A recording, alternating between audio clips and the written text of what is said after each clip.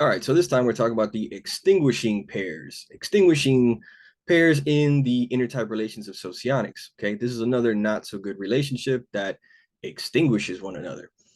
Right, it's not as bad as conflictors are, but it ain't good. Usually the conflictor and extinguishing and really all these negative relations are going to be in the same quadra. All right, so in my case, I'm a gamma quadra. So all of my negative relationships like this are from the alpha quadra. Okay, don't get along particularly well. So extinguishing pair is going to be a pair where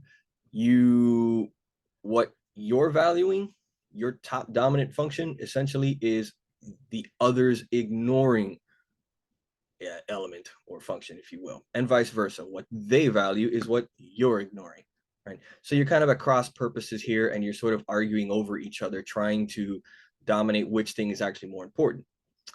Okay, in some cases, let's go ahead and share the screen. Pow, let's go over here. Bam. So we get to extinguishing pairs right there. Or there. Bam. Okay. Symmetric relation of confusion, where the two partners and their leading functions matching each other, ignoring functions, and creative and demonstrating. Okay. Neither one of you seem to want to back down because both of you are convinced that the function you're playing with is important and should be important. Going at each other. Mine, that would be LIE and LII. So this would be ENTJ trying to deal with the INTJ alpha quadra here. Okay. Why? They have TI dominant, and that's my ignoring, and then I have TE dominant with TI ignoring. So we're kind of going back and forth. They're being way too in the weeds and in the details, making it harder and harder and harder, where I'm kind of telling them, make it simpler, more practical, make it simpler, more practical, make it simpler and more practical. And it just doesn't quite work, right? You can see all these different types. You can find yours and figure that out. To get a little view of what it looks like here, there is your super ego. Get myself out of the way. So your ego, super ego, right? Everything else. This would be your dominant function up in here, right? And then there'd be the ignoring function.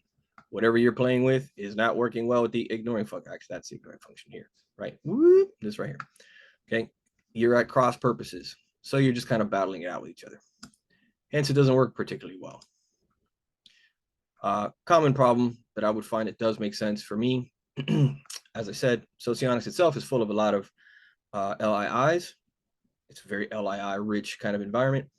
So I do find the frustration at times of dealing with types that just seem to make more and more and more and more complicated and more complicated, whereas I want it to be more practical.